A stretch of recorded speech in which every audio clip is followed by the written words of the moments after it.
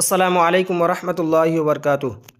الحمدللہ رب العالمین والصلاة والسلام علی اشرف الانبیاء والمرسلین محمد وآلہ وصحبہ اجمعین، اما بعد۔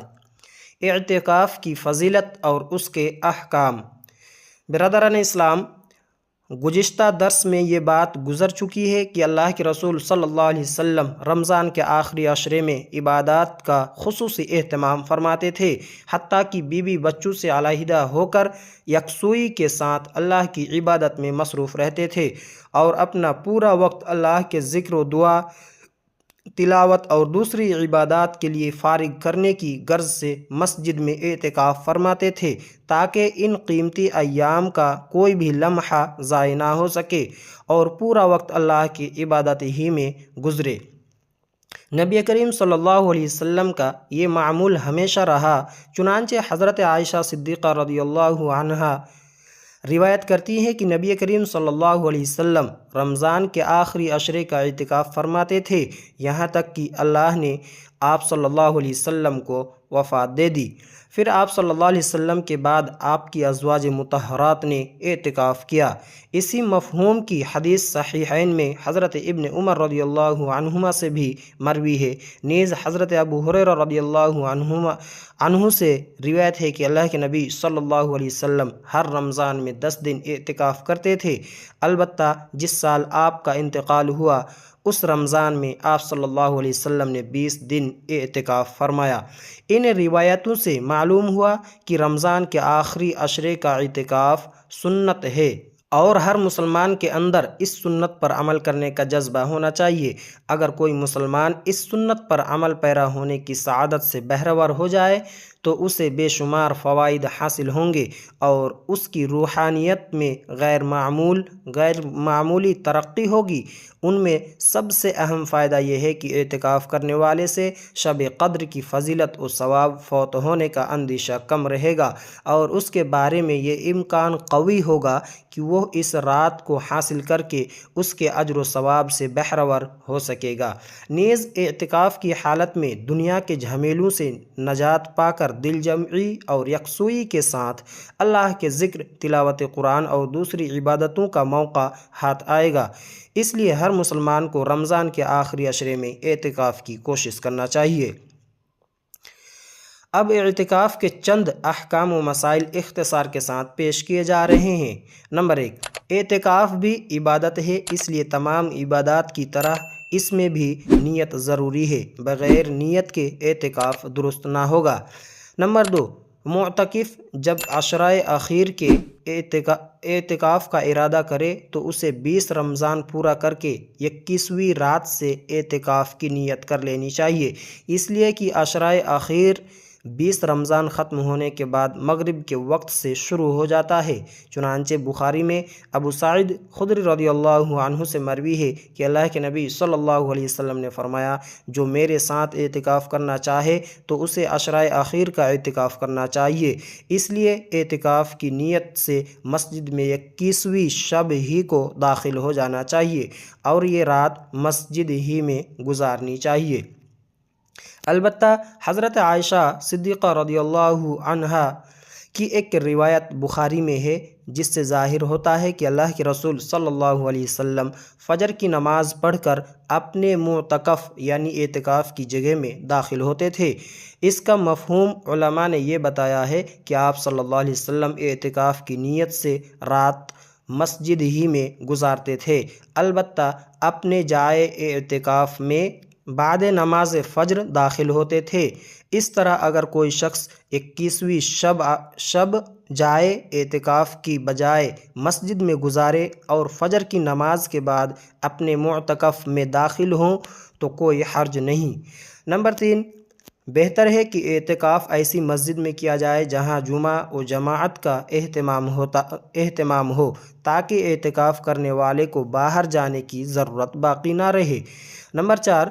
معتکف کے لیے مستحب ہے کہ وہ نفلی نماز، تلاوت قرآن، ذکر و استغفار، دعا اور کثرت سے اللہ کے نبی صلی اللہ علیہ وسلم پر درود بھیجنے کا اہتمام کرے۔ لا یعنی کام اور بیہودہ گفتگو سے تو اجتناب ہی کرے، دنیاوی امور سے متعلق بھی زیادہ بات چیت نہ کرے، اور لڑائی جھگڑا، گالی گلوج اور فحش کلامی سے پرہیز کرے۔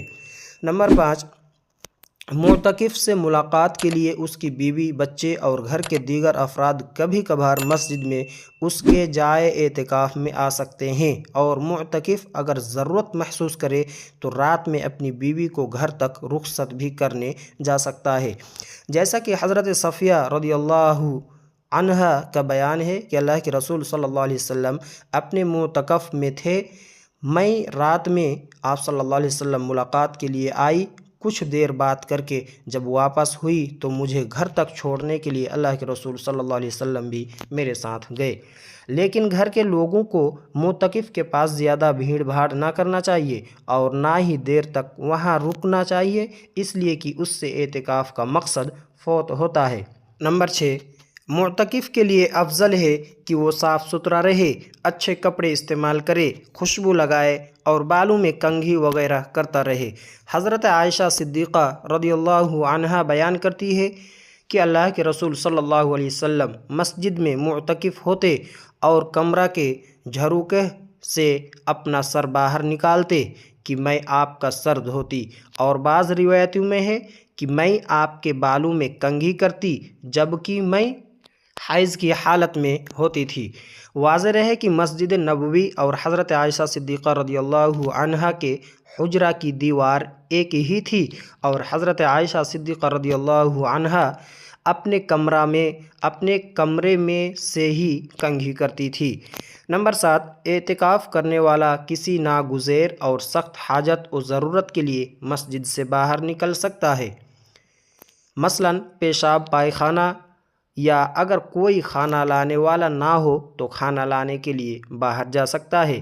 نمبر 8، معتکف شخص نہ کسی مریض کی عیادت کرے اور نہ ہی کسی کے جنازے میں شرکت کرے، جیسا کہ حضرت عائشہ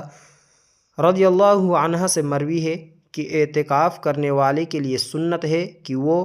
نہ کسی مریض کی عیادت کرے، نہ جنازے میں شرکت کرے، نہ عورت کو چھوئے اور نہ ہی اس سے مباشرت کرے۔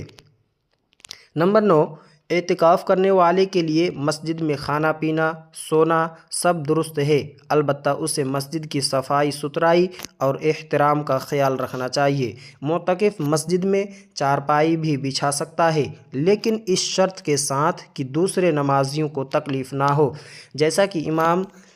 کہ ابن ماجہ میں ہے کہ جب نبی صلی اللہ علیہ وسلم اعتکاف فرماتے تھے تو آپ صلی اللہ علیہ وسلم کے لیے مسجد میں بستر لگا دیا جاتا تھا یا چارپائی بچھا دی جاتی تھی۔ نمبر 10، عید کا چاند دیکھنے کے بعد معتکف اپنے جائے اعتکاف سے باہر آ سکتا ہے، لیکن اگر وہ عید کی رات بھی مسجد میں گزارے اور عید کی صبح فجر کی نماز پڑھ کر اعتکاف گاہ سے نکلے تو افضل ہے۔ نمبر 11، اگر اعتکاف کرنے والا شخص بلا کسی ناگزیر ضرورت کے مسجد سے باہر نکل آئے، یا بیوی سے صحبت کر لے، یا مرتد ہو جائے، یا پاگل ہو جائے، یا اس کو نشہ آ جائے، تو اعتکاف کرنے والی عورت کو حیض یا نفاس کا خون آ جائے تو ان صورتوں میں اعتکاف باطل ہو جائے گا۔ ہر مسلمان کے لیے ضروری ہے کہ وہ اپنے نیک اعمال میں مخلص رہے اور ہر عمل کو ریا و نمود سے بچانے کی پوری کوشش کرے۔ اسی طرح اعتکاف بھی صرف اللہ کی رضا و خوشنودی کے لیے کرے۔ اللہ تعالیٰ مسلمانوں کو اعتکاف کی سنت زندہ کرنے اور اس میں مخلص رہنے کی توفیق بخشے، اور اعتکاف کرنے والوں کو اس کے فضائل و ثمرات سے بہرور فرمائے۔ آمین۔ السلام علیکم ورحمۃ اللہ۔